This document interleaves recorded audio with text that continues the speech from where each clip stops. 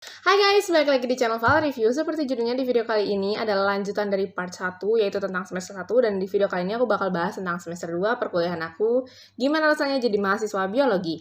Oke, kita langsung aja ke videonya. Jadi aku bener-bener ngebagiin apa yang seingat aku dan apa yang aku pelajari selama kuliah. Jadi mungkin ini bakal jadi gambaran buat kalian juga yang ingin masuk ke kuliah dengan jurusan yang sama seperti aku di universitas yang sama maybe atau di yang beda pun, karena seperti yang akan begitu jauh seperti aku bilang di video sebelumnya. Nah, waktu di semester 2 ini aku belajar apa aja? Itu ada 8 matkul dan 4 diantaranya itu ada praktikumnya. Berarti sekitar 1 hari ada 1 praktikum dan ada 1 hari di mana itu nggak ada praktikum sama sekali.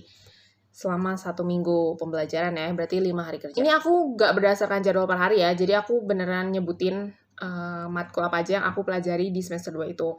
Yang pertama itu ada pengantar bioprospeksi.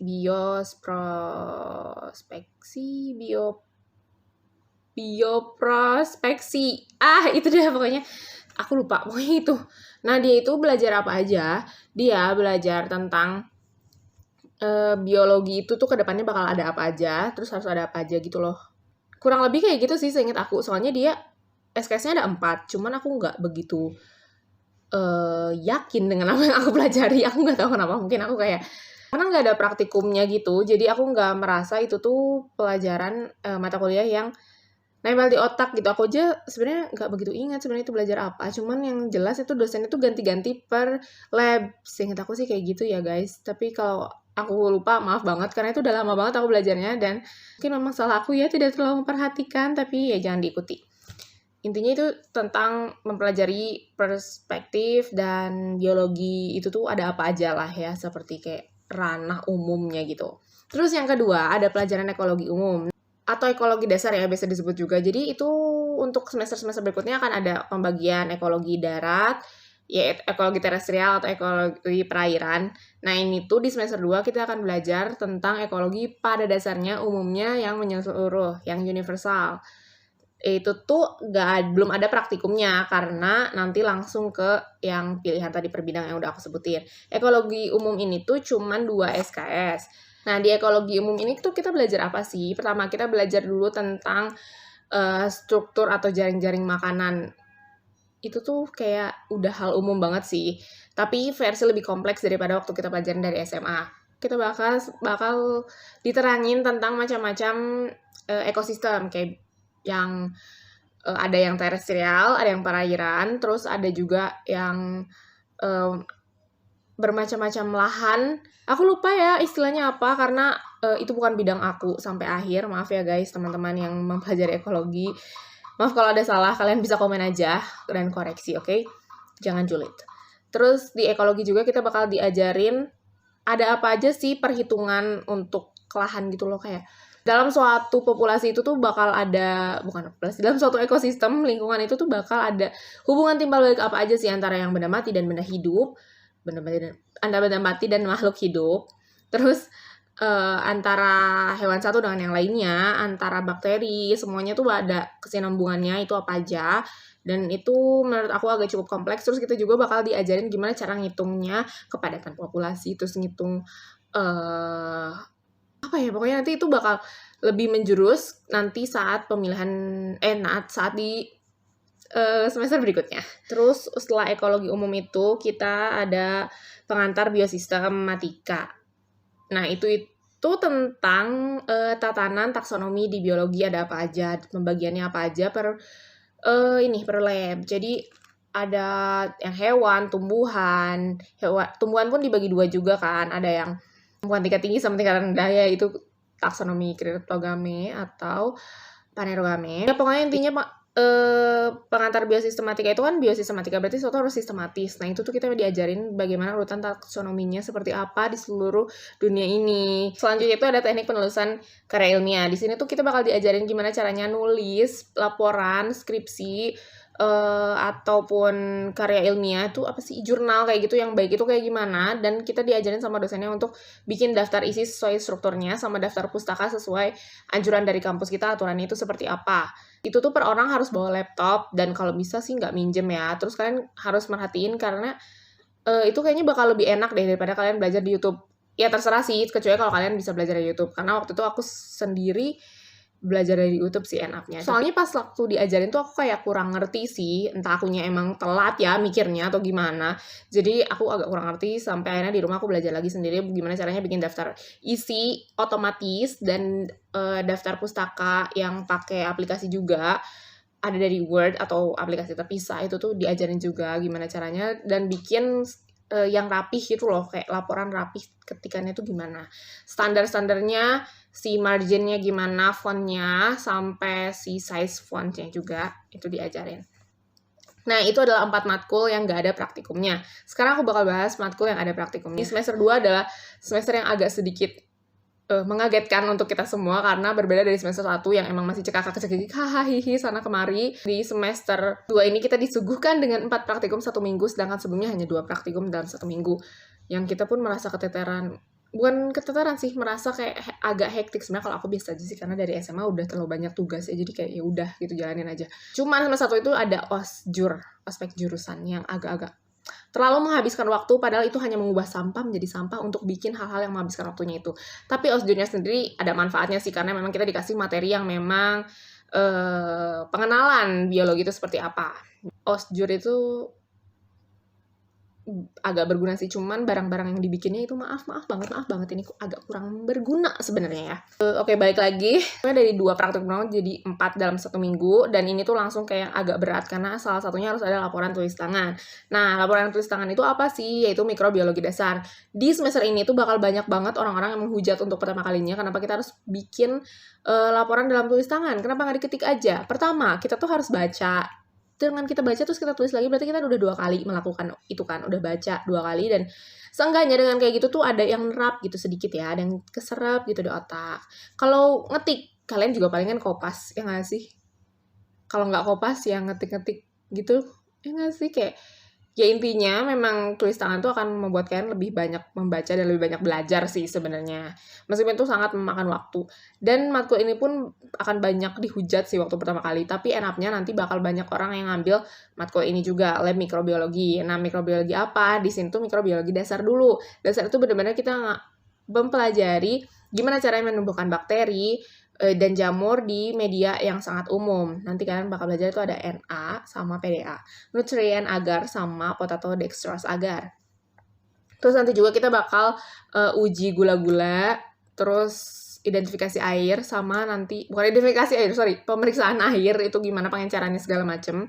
Desinfektan sama alkohol itu bedanya apa. Dan standar-standar di laboratorium itu kita harus ngapain, safety-nya kayak gimana, dan penggunaan alat sterilisasi kayak autoclave. Banyak sih yang dipelajari, yang jelas nanti juga kita akan mencoba mengidentifikasi jamur sama bakteri, itu gimana pakai kunci identifikasi, dan itu agak ribet sih kalau misalnya kalian emang nggak suka pekerjaan yang agak banyak stepnya yang harus diperhatikan. Dan di mikroin tuh kadang suka, kalau udah terkena kontaminasi saat kita ngebiakin bakteri itu harus diulang, biasanya kayak gitu. Dan ini biasanya pekerjaan yang agak-agak melelahkan untuk sebagian orang, dan bikin laporannya yang bikin kita agak bete sebenarnya. Nah, ini adalah laporannya, salah satu contohnya. Jadi kita covernya itu dikasih satu file gitu PDF, terus kita print. Biasanya itu kan aku dibagi 2 kelas ya, buat praktikumnya sama buat matkul teorinya juga. Nah, 2 kelas itu tuh harus ada PJ-nya masing-masing buat koordinir hal-hal kayak gini lah. Terus ada nama, ada NPM kita, kelompok berapa. Nah, nanti pas praktikumnya itu dibagi kelompok. Waktu itu dibagi 8 kelompok, dan sekelompoknya itu sekitar 10 orang kalau nggak salah. Seingat aku ya, apa 8 orang, aku lupa deh. Terus nanti ada asisten laboratoriumnya. Itu tuh biasanya cutting kita yang 2 tahun di atas kita. Jadi saat aku semester 2, mereka itu semester 6. Dapat aslem itu untung-untung aja. Kalau misalnya kalian dapat aslem yang memang baik, ya alhamdulillah baik. Tapi memang ada aslem yang biasanya lebih perfeksionis, dan namanya juga manusia, pasti kita akan dibuat kesal kadang ya, tapi ya itu juga gimana ya, emang mungkin standar dia aja berbeda dengan aslep-aslep lain. Jadi ya itu mah gimana kita menyikapinya, dan gimana para aslep itu menyikapi kita juga. Oke. Intinya kayak gitu. Nah, sebelum praktikum seperti biasa akan selalu ada kuis, atau sesudah praktikum juga ada kuis. Biasanya sih kalau mikro 2 kali ya. Kuis pertama seperti biasa, tujuan, terus selain tujuan itu ada ini identifikasi masalah, pengertian dasar, dan prosedur. Kalau akhir tuh hasilnya kayak gimana. Misal kalau misalnya kita bikin hasil yang nantinya akan ada positif negatif. Hasilnya itu kalau positif apa cirinya, negatif itu apa cirinya, terus bakteri yang dipakai apa itu kalau kuis akhir. Nah, di dalam laporan itu tuh kita tulis tangan kayak gini. Ini ada bab 1 pendahuluan, terus kita bab 2 tinjauan pustaka. Ini tuh kita harus baca sekali banyak jurnal dan buku. Itu banyak banget sih, dan biasanya jurnal yang dipakai adalah 5 tahun terakhir kalau untuk internasional. Tapi kalau untuk nasional tuh biasanya 3 tahun terakhir sih disarankan ya. Terus kita harus bikin daftar pustakanya juga di akhir, terus kita lampirin jurnal yang kita ambil itu apa, terus nanti kita stabiloin kata-kata mana yang kita ambil, atau tandain lah pokoknya kayak gini nih, ini aku ambil di bagian sini, terus aku garisin. Terus selain itu kita juga nanti harus nulis prosedurnya gimana dengan kalimat pasif, karena kita sudah mengerjakan dalam bentuk paragraf seperti ini. Terus nanti aslemnya juga bakal meriksa, bakal direvisi gitu loh. Kalau misalnya aslemnya rajin banget, bakal direvisi terus dibalikin lagi sampai kita benar, baru dikasih lagi aslemnya buat dinilai. Tapi kadang juga yang langsung dinilai gitu aja. Terus ini kan lagi bab ini ya, teknik analisa kualitas air dengan metode MPN. Itu tuh kayak meriksa air gitu, pengenceran segala macam, dan kita harus ngegambar ini. Aduh, juga gambarnya jelek banget. Berapa waktunya, berapa pengencerannya, kayak gitu. Terus nanti ada rumusnya, kita bahas deh di pembahasan hasil dan pembahasan di bab 4. Terus itu juga pakai kalimat pasif. Kita bener-bener harus rapi aja gitu loh. Soalnya nanti kita harus ngebaca lagi buat ujian kan. Lebih enak aja gitu. Dan penulisan nama Latin suatu bakteri pun itu juga harus benar, karena kita emang benar-benar diajarin di biologi dasar kan gimana cara nulisnya. Karena kita tulis tangan, jadi itu tuh nama genus yang pertamanya itu misalnya Escherichia coli aja deh. Misalnya Zeamycia, berarti huruf Z-nya itu besar, gak di underline, spasi, mais-nya MAYS, M-nya itu kecil, di underline juga. Nah, underline-nya itu harus kepisah, jangan kesatuin. Tapi kalau misalnya diketik itu tuh di italik aja, dimiringin ya. Nah kayak gitulah kurang lebih. Nah terus sebelum praktikum itu dimulai, kita tuh harus bikin juga di modulnya itu. Nah modulnya itu kayak gini. Biasanya per kelompok, enggak deh, per kelas itu dibungkusnya beda. Waktu itu aku lupa deh apa. Ini tuh bukan punya aku tapi punya temen aku pinjem, dan yang aku tuh nggak dibalikin. Aku lupa deh di mana ya, sumpah. Apa dipinjem sama adik tingkat aku ya. Dalamnya tuh kita dibagi-bagi kayak gini. Ini ada alat, nah kayak gitu-gitu. Prosedurnya itu bentuknya bagian alir, jadi kayak kita bahannya itu tulis, terus nanti ada panas sampai bawah gitu, terus kayak ada poin-poinnya, langsung pakai kalimat aktif. Jadi jangan pakai kalimat pasif lagi. Tapi itu balik lagi ke preferensi aslemnya masing-masing. Kalau aku waktu sebagai aslem mending langsung kalimat aktif, karena biar nanti anak-anaknya langsung tahu gitu loh, langsung masukkan ini kalimat perintah, bukan kalimat aktif. Jadi kayak misalnya nutrien agar di atasnya ya. Kalian udah copot ya. Di sininya nutrien agar, terus panaskan nutrien agar dengan air sekian, gitu-gitulah langsung. Jadi lebih enak, dan ini adalah bahan-bahan yang bahan yang dipakai, di foto, ditaruh di pinggirnya. Terus ini tuh harus selesai sebelum kalian mulai praktikum, karena kalau praktikum itu diharuskan mengetahui setiap step yang akan kalian lakukan, bahan-bahan apa aja yang dipakai, alat-alat apa aja yang dipakai. Terus kalau misalnya udah tuh kalian harus nerapin prosedur, jadi kalian harus pakai jas lab yang dikancing, kalau rambut kalian panjang diikat, kalau kalian pakai kerudung belakangnya juga diikat atau dimasukin ke dalam jas labnya, gak boleh enggak. Terus pakai masker dan sarung tangan juga.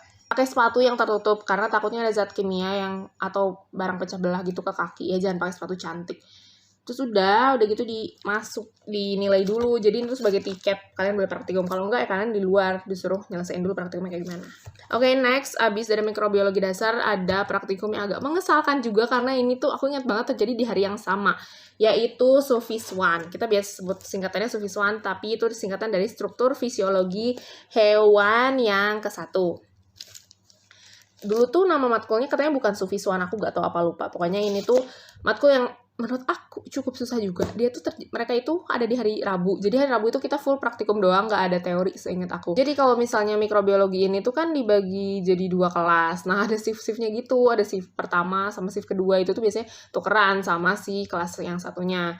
Nah itu tuh selalu mepet. Kalau misalnya aku dapat mikrobiologi dasar yang shift siang, itu tuh mepet sampai sekitar jam 12:30-an. Terus kita harus masuk lagi lab yang shift sore ini jam 1, dan itu beda gedung. Aku pernah lari-lari pakai jas lab dan sholat pakai jas lab karena aku takut ya. Soalnya di Sufiswan ini tuh kita harus banget masuk sebelum, ya emang harus in time sih, tapi kita nggak boleh telat, gak ada toleransinya gitu loh, seingat aku. Karena kalau gak ada toleransi, jadi nggak bisa ikut kuis, terus nggak ada nilai kuis, terus nanti tuh nggak bisa ikut UAS apa gimana deh. Aku lupa pokoknya.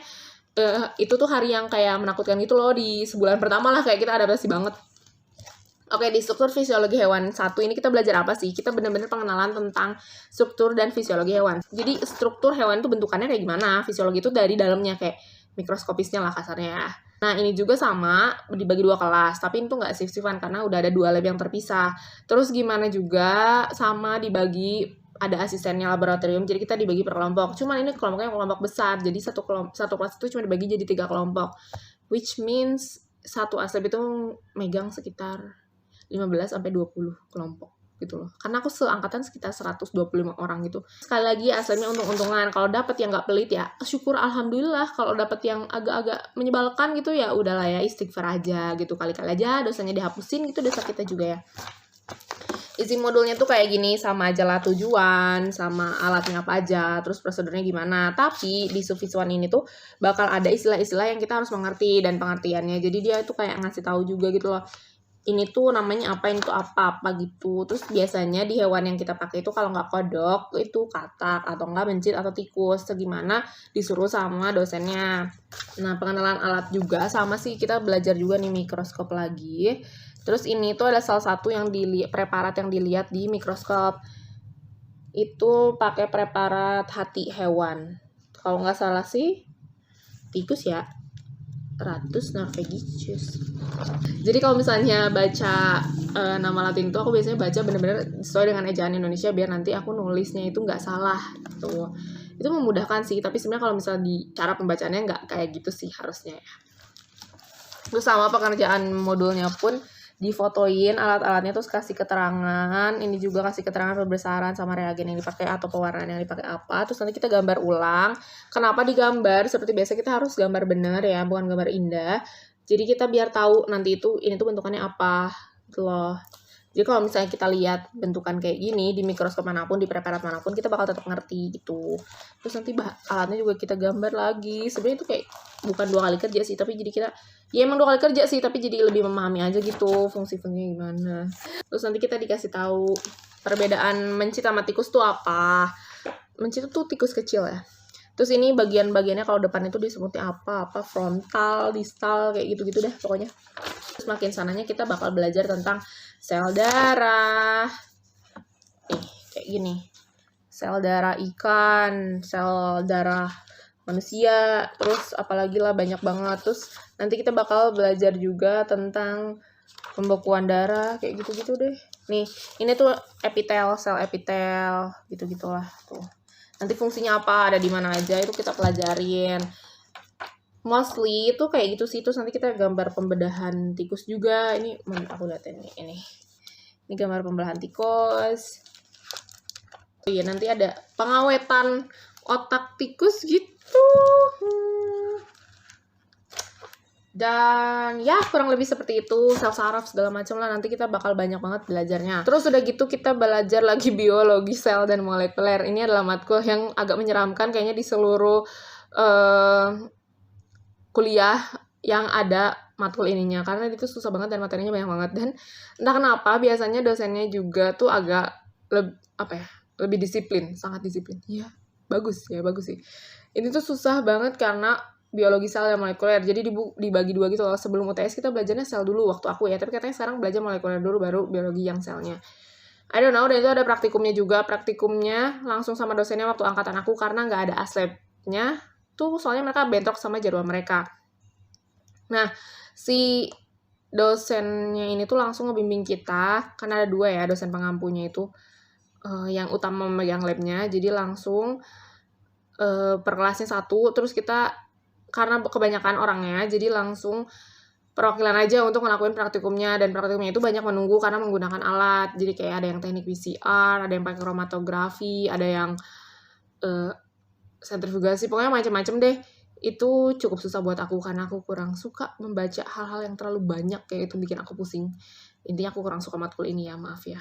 But it's okay, temen aku ada kok yang cinta juga sama matkul ini. Jadi kalian tuh bakal akhirnya menemukan passionnya masing-masing matkul apa yang kalian suka. Biologi sel dan molekuler ini kalian bakal belajar tentang ya fungsi ribosom, kasarnya kayak gitu sih, fungsi ribosom ada di mana aja, gimana sintesis protein, gimana lagi pembentukan lemak, terus di epidermis itu ada apa aja, ya semacam kayak gitu. Aku nggak bisa nunjukin modulnya, seingat aku modulnya warna pink, tapi kayaknya modul aku masih di kampus, dan aku nggak bisa ngambil, karena waktu itu kan aku jadi asisten laboratorium biologi mol juga. Tapi kotong corona, so ya udah, aku belum sempat ngambil lagi kan. Pokoknya itu tuh bakal ada laporan besarnya. Laporan besar itu diketik, dan di akhir semester tuh ada yang laporan tulis tangan kok. Nggak ada. Diketik yang sebelum UTS sama sebelum UAS itu tuh seperti tiket kita agar bisa ikut UAS dan UTS. Terus nanti di modulnya pun kita ada sedikit menggambar, seingat aku, tentang bentuk-bentuk sel. Jadi waktu itu pakai sel dari bawang kalau nggak salah. Terus kita biar tahu mitosisnya kayak itu kayak gimana. Seingat aku sih kayak gitu ya. Matkul yang terakhir ada praktikumnya itu adalah supertum. Nah, supertum itu apa? Struktur perkembangan tumbuhan satu. Ini yang ke satu ya, karena ada yang kedua. Nah, aku nggak ngerti kenapa bikin kayak gini loh, kayak landscape, kayak apa gitu. Dia tuh kita benar-benar diajarin berbagai macam daun dari berbagai macam spesies, bentuk-bentuk daunnya itu kayak gimana.